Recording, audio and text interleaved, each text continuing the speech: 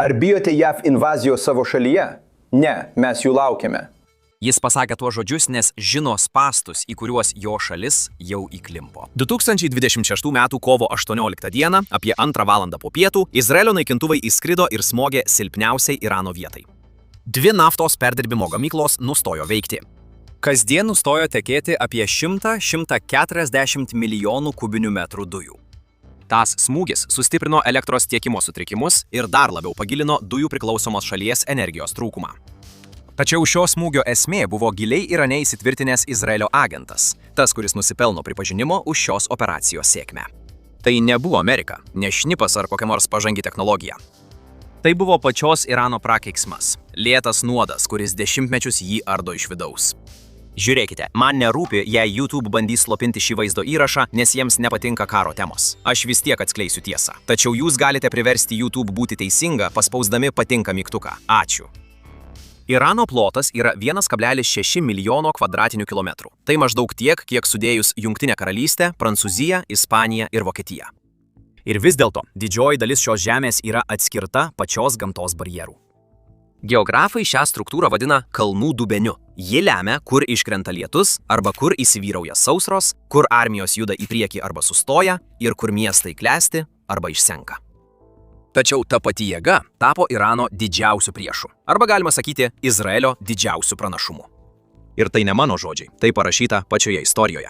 Teherano šiauriniam greitkeliui reikėjo 137 tunelių, kad būtų galima prasiskverbti pro Albos kalnus. Taigi, užsienio rangovas pradėjo gręžti 1997 metais. Jie praleido beveik 2 dešimtmečius, bet pasitraukė atlikę mažiau nei 1/4 darbo. Kai Irano įmonės perėmė darbą, jos susidūrė su lūžių zonomis, gruntinio vandens užtvindymu, metano dujomis ir taip suspaustomis uolienomis, kad jos tiesioginė prasme prarijo tunelių gręžimo mašinas. Todėl komandoms teko kasti atskirus apėjimo tunelius vien tam, kad ištrauktų įrangą ir galėtų pradėti iš naujo. Projekto nesėkmė nebuvo nei rangovo, nei Irano įmonių kaltė. Tai buvo didžiausia Irano prakeiksmo išraiška. Jo pačios geografijos prakeiksmas. Irano formuoja milžiniški kalnų masyvai, supantys aukštą vidinę plynaukščių, dykumų ir druskos lygumų teritoriją. Didžioji šalies dalis yra aukščiau nei 1500 metrų virš jūros lygio, todėl lygumų beveik nėra, išskyrus 2 siauras juostas palei Kaspijos jūrą šiaurėje ir Chuzestano lygumą pietvakariuose. Irano geografija yra ir didžiausias jo skydas, ir atkakliausias priešas tuo pačiu metu. Žmonės tai pradėjo suvokti tik po dabartinio konflikto. Tačiau jį jau dešimtmečius formuoja visą geopolitikos žaidimą. Iranas turi 1201 trilijoną kubinių pėdų gamtinių dujų. Tai yra apie 18% visų planetos dujų ir pagal šį rodiklį Iranas nusileidžia tik Rusijai. Svarbiausias objektas yra Pietų Parsas Persijos įlankoje. Tai viena pusė didžiausia pasaulyje dujų telkinio, kurį Iranas dalijasi su Kataru. Skamba taip, lyg Iranas būtų supergalia. Tačiau būtent šis telkinys tiekia didžiąją dalį Irano vidaus dujų, o dujos sudaro daugiau nei 80% Irano energijos suvartojimo. Taip pat apie 85–86% Irano elektros energijos gaminama iš šių dujų. Iranas ne tik eksportuoja šią energiją, bet ir savo šalyje beveik visiškai nuo jos priklauso. Ir tai tapo didžiausiu Irano silpnumu. 2026 m. kovo 18 d. Izraelio naikintuvai įskrido ir smogė dujų perdirbimo gamykloms, saugojimo talpykloms, vamzdynams, naftos chemijos kompleksams, 2 naftos perdirbimo gamykloms, visą tai Asalujoje, Bušechro provincijoje. Izraelis iš anksto informavo Vašingtoną, Trumpas pritarė, o Amerikos pajėgos visiškai nesikišo. Visame objekte kilo gaisrai, kurie galiausiai buvo suvaldyti, ir apie žuvusiuosius iš karto nepranešta. Tačiau žala Irano energetikos sistemai buvo tiesioginė ir labai didelė. 2 naftos perdirbimo gamyklos buvo išjungtos. Kasdien nustota tiekti nuo 100 iki 140 milijonų kubinių metrų dujų. O dėl jau galiojančių sankcijų, kurios smarkiai ribojo eksportą, šių dujų nebebuvo kur nukreipti. Irano viduje poveikis buvo akimirksniu juntamas. Elektros tiekimo sutrikimai paaštrėjo, o dujoms priklausomoje šalyje energijos trūkumas dar labiau padidėjo. Iš pirmo žvilgsnio gali pasirodyti, kad Iraną užspaudė tik Izraelio oro pranašumas. Tačiau iš tikrųjų tai buvo Irano klastinga, sudėtinga geografija. Be fizinės žalos smūgis atskleidė dar nemalonesnį dalyką Teheranui. Sutelkė 70% šalies energijos tiekimo vienoje vietoje, kad ir kokia atoki ji būtų, kad ir kaip gerai ji būtų ginama teoriškai, jie suteikė priešui labai aišku taikinį, kurį galima surasti ir smogti. Bet kodėl aš sakiau, kad Irano geografija taip pat yra jo didžiausias gelbėtojas? 2025 m. birželį JAV smogė Iranui per operaciją Kylantis liūtas. Buvo smogta Irano branduoliniai ir balistinių raketų infrastruktūrai. Irano pareigūnai aiškiai pareiškė, kad programa nebuvo sunaikinta, nes svarbiausios įrenginiai buvo įrengti giliai šiose kalnų sistemose, tokioje vietovėje, kur įprastinės oro pajėgos negali patikimai pasiekti ar visiškai prasiskverbti. Tai nebuvo atsitiktinumas. Tai buvo doktrina visiškai paremta geografija. Ir kai Irano pareigūnai pasakė, mes laukiame, jis nejuokavo. Per Irano ir Irako karą 1980-aisiais Irako pajėgos prasiveržė į Irano gilumą ir tiesiai atsitrenkė į Zagros kalnus. Jų šarvuotosios kolonos, kurios puikiai veikė lygumose, tapo beveik nenaudingos. Kalnagūbriai ir perėjos sugėrė puolimą. Viską sulėtino ir padarė bet kokį lemiamą proveržį beveik neįmanomą. Bet įsivaizduokite, kad turite pažangių technologijų ir jums pavyko įveikti kalnus. Abu – Zagros ir Alborzų kalnus, nepaisant visų sunkumų. Dabar esate Irano viduje, tačiau tai, kas jūsų laukia, yra dar blogiau. Šalies centras vadinamas centrinė plynaukštė. Tai kelių duburių grandinė, esančių maždaug 900 metrų aukštyje. Ji visiškai apsupta tais pačiais kalnų masyvais, kuriuos ką tik įveikėte. Ir kadangi tie kalnai sulaiko beveik kiekvieną drėgmės lašą atkeliaujantį iš Kaspijos ar Viduržemio jūros, beveik niekas nepasiekia šalies vidaus. Lietaus čia tiesiog nebūna. O tai rytinėje plynaukštės dalyje sukuria dvi pačias žiauriausias, negailestingiausias dykumas visoje šioje planetoje. Pirmoji yra Daštit Karvyras, didžioji druskos dykuma. Upės čia iš tikrųjų susiformuoja kiekvieną pavasarį. Jas maitina nuo aplinkinių viršukalnių tekančio sniego tirpsmo vanduo, tačiau toms upėms nėra kur tekėti. Plynaukštė neturi ištekėjimo, todėl vanduo susikaupia žemumose esančiuose duburiuose. Trumpam ten užsibūna, o tada vasaros saulė pradeda savo darbą. Ji išgarina viską ir palieka storas, kristalines druskos struktūras, vadinamas kavirais. Iš šio atstumo atrodo, kad tai tvirtas žemės paviršius. Priartėjus pakankamai arti, jis pradeda grimzti po tavimi. Antrasis Daštit Alut yra UNESCO pasaulio paveldo objektas. Šis titulas suteiktas ne dėl to, kad čia malonu, o dėl išskirtinio geografinio ekstremalumo. Tai viena sausiausių ir karščiausių vietų žemėje. Galingi vėjai nuolat šiaušia šią vietovę, išraižydami reljefą į milžiniškas keteras ir nuolat besikeičiančius kopų laukus, kurie niekada nebūna tokios pačios formos. Jos centras yra maždaug 300 metrų virš jūros lygio, žemiau nei aplink esanti plynaukštė. Todėl karštis traukiamas į vidų, o drėgmė visam laikui lieka už jos ribų. Negvenama, ne kartais, ne sezoniškai, o kaip nuolatinė būsena. Šios dvi dykumos kartu sudaro rytinę sieną, kuri yra tokia pat neįveikiama kaip Zagroso kalnai vakaruose. Bet kokios pajėgos, artėjanti prie Irano iš Afganistano ar Pakistano, tiesiai susiduria su tuo. Per šį maršrutą nėra tiekimo linijų, nėra patikimų koridorių per Karvirą, tik išsibarsčiusios oazės, kurias skiria tokie atstumai, kad ištekliai senka greičiau nei bet kokia armija gali juos papildyti. Bet jei taip yra, kaip Izraelis pirmauja prieš Iraną? Todėl, kad jie žino, kur ir ką smogti ir ko vengti. Todėl Izraelis remiasi savo didžiausiu pranašumu – oro viršenybę. Daugelis mano, kad visos Irano silpnybės jau buvo išnaudotos, o į jas Izraelis jau smogė. Tačiau iš tikrųjų jie vos palėtė paviršių. Neseniai Izraelis paminėjo, kad dar yra šimtai Irano taikinių, į kuriuos galima smogti. Ir Izraelis taip pat galėtų pradėti išnaudoti slaptą Irano silpnybę. Matote, tarp 90 ir 95% Irano musulmonų yra dvyliktininkai šytai. Tai yra kažkur tarp 66 ir 70 milijonų žmonių, todėl Iranas yra neabejotinas pasaulinio šytų pasaulio demografinis centras. Tačiau ši koncentracija nėra atsitiktinai pasiskirsčiusi po visą šalį. Ji beveik idealiai sutampa su persakalbių šalies branduoliu, tokiamis provincijomis, kur šytų tapatybė, valstybės valdžia ir kultūrinis gyvenimas nėra atskiri vienas nuo kito. Jie veikia kaip viena susiliejusi sistema. Kitoje pusėje sunitų musulmonai oficialiai sudaro 5–10% gyventojų. Tačiau vienintelė problema yra ta, kad šios bendruomenės beveik išimtinai gyvena Irano pasienyje. Kurdų sunitai vakarų provincijose, turkmėnai šiaurės rytuose, balučiai Sistan Balučistane ir arabų bendruomenės palei Persijos įlankos pakrantę. Visas šias sritis be religijos sieja tas pats dėsningumas. Jos ekonomiškai skurdesnės, labiau kaimiškos ir griežčiau stebimos. Svarbiausia, jos yra toliau nuo valdžios nei šytų branduolys, kurį jos supa. Tas atstumas tarp šalies širdies ir periferijos yra viena iš nuolatinių ir kruopščiai valdomų įtampų Irano valstybėje. Ji niekada visiškai neišnyko. Istoriniai dėsningumai rodo, kad izoliuotos bendruomenės visada gali būti išnaudojamos priešininkų. Ta pati geografija, kurią vadiname Irano prakeiksmu, tapo netiesioginiu pragyvenimo šaltiniu tūkstančiams žmonių. Zagros kalnai palei Iraką ir rytinės grandinės link Afganistano bei Pakistano turi viršūnės kylančias 3-4 tūkstančius metrų išraižytas giliais tarpekliais, miškais ir sniegu padengtais perėjomis. Didžioji dalis šios teritorijos yra neprieinama transporto priemonėms, jos neįmanoma visiškai patruliuoti. O už tų perėjų gyvena bendruomenės, turinčios vietinių žinių ir kartų patirties judėti vietovėmis, kuriomis pašaliečiai negali keliauti, ypač tamsoje. Būtent ten veikia kolbarai.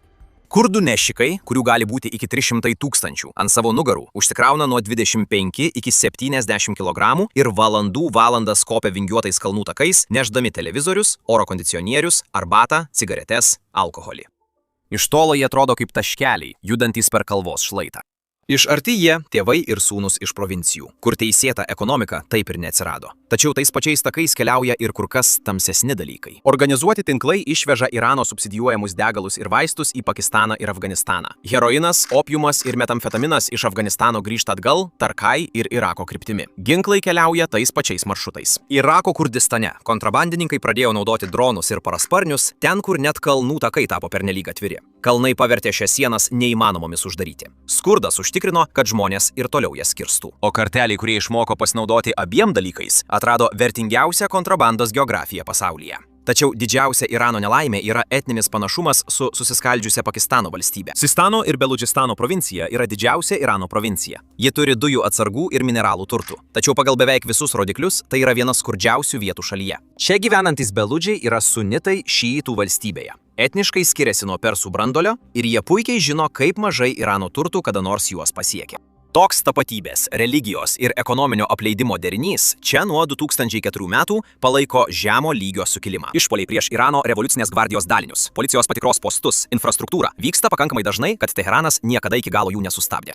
2023 metais Jaish al-Adl, sunitų kovotojų grupuotė veikianti abiejose Irano ir Pakistano sienos pusėse, per vieną ataką nužudė 11 Irano policininkų. O siena čia yra atskira problema. 2024 metų sausį Iranas smogė Jaish al-Adl stovykloms Pakistano Balučistane ir nužudė civilius. Pakistanas atsakė, taikydamasis į Balučistano išlaisvinimo fronto objektus Irano teritorijoje. Ir priežastis, kodėl aš tai pavadinau Pakistano sužlugusią valstybę, yra ta, kad realybėje Pakistanas vos kontroliuoja savo Balučistaną. Net jie sukilo prieš nelygybę ir žiaurumus. Taigi, dvi šalys, abi teigiančios, kad kovoja su tais pačiais kovotojais, šaudo viena į kitą per sieną, kurios ne viena iš jų iš tikrųjų nekontroliuoja, nes dykuma ir kalnuotas reljefas šiame regione nepriklauso ne vienai vyriausybei. Ginklai, narkotikai, kovotojai. Geografija leidžia viskam judėti laisvai. Jei prie viso to dar pridėsite plataus masto karą, pastebėsite, kad Irano revoliucinė gvardija veikia ant ribos. Balučių kovotojų grupuotės atvirai pasveikino JAV ir Izraelio smūgius Iranui, matydamos chaosą kaip savo progą. Vieningos, nepriklausomos didžiosios Balučistano idėja, apimančios Iraną, Pakistaną ir Afganistaną, suteikia šioms grupuotėms tikslą kovoti už tai, kas gerokai pranoksta bet ką, ką Teheranas galėtų išderėti prie derybų stalo. Iranas niekada visiškai nekontroliavo šios provincijos, net ir tada, kai viskas buvo ramu. Šiuo metu visų įvykių sūkuryje šalis atvėrė dar vieną frontą, kurio paprasčiausiai negali sau leisti valdyti. Oficialus iraniečių užimtumas taip pat stipriai priklauso nuo šalies geografinės padėties. Kermano provincija pietuose turi vieną didžiausių vario telkinių pasaulyje – Sarčesmecho kompleksą, kuriame yra apie 5% viso pasaulyje žinomo vario vienoje vietoje. Pagal cinko ir švino išteklius, Iranas užima dar aukštesnę vietą. Tokie telkiniai kaip Mahdi Abadas Yazdo provincijoje ir Angoranas Zanžano provincijoje yra vieni turtingiausių rūdos telkinių pasaulyje. Geležies rūda yra išsidėsčiusi visoje centrinėje plynaukštėje. Chorasanas turi didžiausią aktyvių kasyklų koncentraciją šalyje. O pastaruoju metu buvo nustatyti reikšmingi ličio ir titano telkiniai. 3/4 Irano kasybos sektoriaus darbo vietų yra susiję ne su angliavandeniliais, o su kitomis žaliavomis. Ne nafta, ne dujomis, o metalais, rūdomis, pramoniniais mineralais, kurie retai patenka į tarptautines naujienas, bet tyliai palaiko ištisų provincijų ekonomiką. Taigi užimtumas yra stipriai sutelktas labai rizikingame sektoriuje. Iranas galbūt galėtų susidoroti su šia situacija, bet ne su ta, kurią jau sukėlė jo didžiausias priešas. Iranas turi tik apie trečdalį savo žemės tinkamo žemdirbystei. Blogiausia tai, kad tik 12% iš tikrųjų yra dirbama. Mažiau nei trečdalis tos dirbamos žemės yra drėkinama. Likusi dalis – sausas ūkininkavimas, visiškai priklausantis nuo kritulių šalyje, kurioje 80% žemės yra priskiriama sausoms arba pusiau sausoms teritorijoms. Palydoviniai duomenys tai aiškiai parodė. Apie 68% Irano paviršiaus pasižymi didelę arba labai didelę dykumėjimo riziką.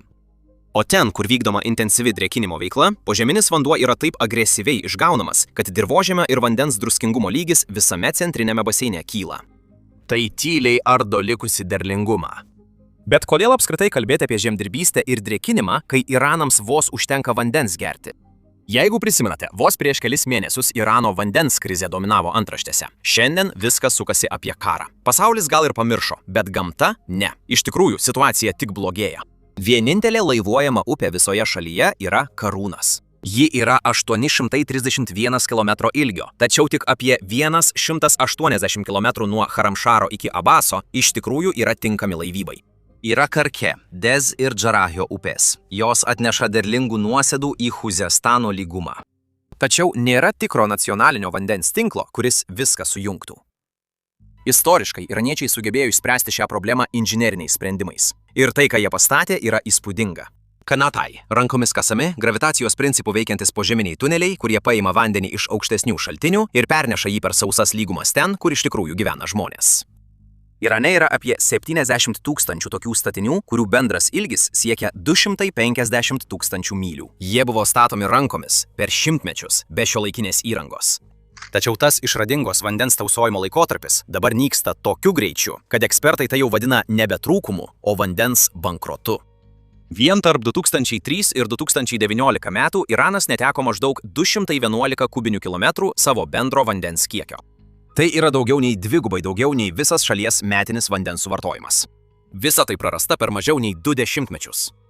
Pasaulio išteklių institutas Iraną priskiria prie labiausiai vandens stokojančių šalių pasaulyje. Kasmet išnaudojama nuo 80 iki 100% atsinaujinančių vandens išteklių. Ilgalaikės tendencijos rodo, kad vienam gyventojui tenkančio vandens kiekis smarkiai sumažėjo. Nuo maždaug 4500 kubinių metrų 80-metyje iki maždaug 1000 kubinių metrų šiandien. Tai oficialiai priskiria Iraną prie absoliutaus vandens trūkumo šalių. Daugiau nei 90% likusio vandens sunaudojama žemės ūkyje, daugiausia laistant laukus užliejimo būdu. Tai vienas neefektyviausių būdų auginti daug vandens reikalaujančias kultūras vienose sausiausių pasaulio regionų. Iranas per metus vidutiniškai gauna tik 235–250 mm kritulių, maždaug pusę pasaulinio sausumos vidurkio, o 82% šalies teritorijos priskiriama sausoms arba pusiau sausoms vietovėms. Beveik visi krituliai iškrenta nuo lapkričio iki gegužės, todėl lieka ilgas sausasis sezonas, kai garavimas yra itin stiprus, o upės arba smarkiai nusenka, arba visai nustoja tekėti. Pasakmės dabar matomos plika akimi. Per didelis požeminio vandens išgavimas sukėlė žemės nusėdimą tokiuose miestuose kaip Isfahanas ir Teheranas, kur keliai ir pastatai patiria apčiuopiamą žalą, nes po jais esanti žemė tyliai susispaudžia. Iki 2025 metų pabaigos 5 pagrindiniai Teherano rezervuarai buvo užpildyti tik 12% savo talpos. O krizė buvo tokia rimta, kad vyriausybė pradėjo rimtai svarstyti galimybę visiškai perkelti sostinę. Šalies ežerai pasakoja tą pačią istoriją. Urmijos ežeras, kadaise buvęs didžiausias artimuosiuose rytuose, dabar yra druskos dykuma. Zajandės upė sausais metais tapo negyvų kanalu, kurį uždusino aukštupyje pastatytos užtvankos ir nukreipimai. Keletas ežerų prie Afganistano sienos taip stipriai sumažėjo, kad jų išdžiūvusios dubumos dabar sukelia dulkių audras, kurios šluoja aplinkinius ūkius ir miestus, paversdamos ekologinį žlugimą visuomenės sveikatos krize. Iranas nesusitvarko su vandens trūkumu. Šalis praranda vandenį, kuris leido šiai žemei išgyventi. Ir niekas dabartinėme valdžios atsakė nevyksta pakankamai greitai, kad tai pakeistų. Ir tie patys kalnai, kurie saugo jos branduolinę programą, iš tikrųjų yra didžiausias jos priešas. 1995 metais buvo pradėtas Kendovano tunelio praplatinimas, kuris atrodė pakankamai paprastas popieriuje. Tačiau vos tik inžinieriai nuėmė senąją tunelio dangą, pradėjo plūsti gruntinis vanduo. Uoliena griuvo ir griuvo toliau. Projektas, kuris turėjo trukti vos kelerius metus, užsitęsė iki 2002. Taip pat Bakhtijarų užtvanka, suplanuota kaip viena aukščiausių užtvankų žemėje, giliai Zagroso tarpeklyje. $2 milijardų sutartis su Kinija buvo pasirašyta 2011 metais, tačiau per metus ji buvo nutraukta ir perduota revoliucinės gvardijos rankoms. Surengtos ceremonijos, nutiesti privažiavimo keliai, bet užtvankos nėra. Tiesiog tarpeklis, kuris vis dar laukia. Transporto koridoriai šiame regione turi driektis per siauras, sudėtingas perėjas. Rinkos išlieka suskaidytos, nes jie sujungti yra nepaprastai brangu. Skirtingos šalies dalys vystosi beveik izoliuotai, kultūriškai, ekonomiškai ir logistiškai. Tas pats reljefas, kuris yra didžiausia Irano gynyba, taip pat yra viena iš nuolatinių jo vidaus problemų. Ir šios problemos esmėje slypi du monstrai. Pirmasis – Zagros kalnai. Nėra tiesiog viena kalnagūbrio linija, kurią gali peržengti ir judėti toliau. Tai negailestinga lygiagrečių kalnagūbrių virtinė, išsidėščiusi vienas už kito. Ji tęsiasi 1450 km nuo šiaurės vakarų iki pat Bandar Abaso prie Hormūzo sąsiaurio. Viena viršūnė po kitos viršyje 3000 metrų aukštį, o pietų centrinėje dalyje bent 5 iš jų peržengia 4000 metrų. Geologiškai Zagrosas yra pietinė Kaukazo tąsa. Senovinis, masyvus ir beveik tyčia taip išsidėstęs, kad padarytų vakarų Iraną neprieinamu. Antroji sistema yra Alborzo kalnynas šiaurėje. Ji siauresnė, bet jei įmanoma, dar atšiauresnė. Viršūnių aukštis vidutiniškai siekia apie 3000 metrų ir jos nesileidžia palaipsniui link Kaspijos jūros. Jos leidžiasi taip staigiai, kad pakrantės juosta, įsprausta tarp kalnų ir vandens, daugumoje vietų yra nuo 10 iki 70 km pločio. O virš visko iškyla Damavano kalnas, snaudžiantis ugnikalnis, kurio aukštis siekia 5610 metrų. Tai aukščiausias taškas Irane ir antra pagal aukštį viršukalnė visame Eurazijos žemyne į vakarus nuo Hindukušo. Pats Alborzo kalnynas stovi ant 100 milijonų metų senumo geologinių darinių. Devono periodo smiltainiai, Juros periodo skalūnai su anglies klodais einančiais per juos ir storos ryškiai žalių vulkaninių tufų bei lavos sluoksniai, uolienos, kurios susiformavo, kai ši žemės dalis patyrė smurtinius ir permainingus procesus. Šios dvi kalnų sistemos ne tik saugo nuo priešų, jos taip pat trukdo Irano regionams visiškai susijungti tarpusavyje. Iranas į šiuos kalnus nukreipė didžiausias ir brangiausias savo inžinerinės pastangas. Ir kiekvieną kartą kalnai laimėjo. Didžioji Irano geografijos dalis yra nepalanki, tačiau didžiausia jo supergalia slypi rytinėje pusėje. Rytinėme 1120 mylių pietinės pakrantės pakraštyje yra kažkas, kas visą tai daro strategiškai nepakeičiamu – Hormūzo sąsiauris. Tai 167 km ilgio vandens kelias, siaurėjantis iki vos 21-24 jūrmylių siauriausioje vietoje, o laivybos juostos čia tėra kelių mylių pločio. Per šį sąsiaurį teka maždaug 20% viso pasaulio naftos tiekimo. 20 milijonų barelių kiekvieną dieną, taip pat dideli kiekiai suskystintų gamtinių dujų ir naftos chemijos produktų. Kiekvienas tanklaivis, išplaukiantis iš Persijos įlankos, praplaukia šią vietą. Iranas yra viso šios šiaurinėje pakrantėje. Iš 8 pagrindinių sąsiaurio salų Iranas kontroliuoja 7, įskaitant Abu Musą bei Didžiąją ir Mažąją Tunbus, kurios yra tiesiai šalia tanklaivų maršrutų, stipriai militarizuotos, o jas oficialiai pretenduoja Jungtiniai Arabų Emiratai. Kartu su karinėmis jūrų bazėmis Bandaro Abase, Bušehre ir Čabahare, Teheranas turi viską, ko reikia, kad galėtų grasinti arba apsaugoti sąsiaurio eismą visiškai savo sąlygomis. 2025 m. birželį Iranas, vadovaudamasis vadinamąją išmaniojo valdymo doktrina, dislokavo dvigubos paskirties dronus, kurie smogė konkretiems taikiniams, leisdami neutraliai laivybai judėti laisvai.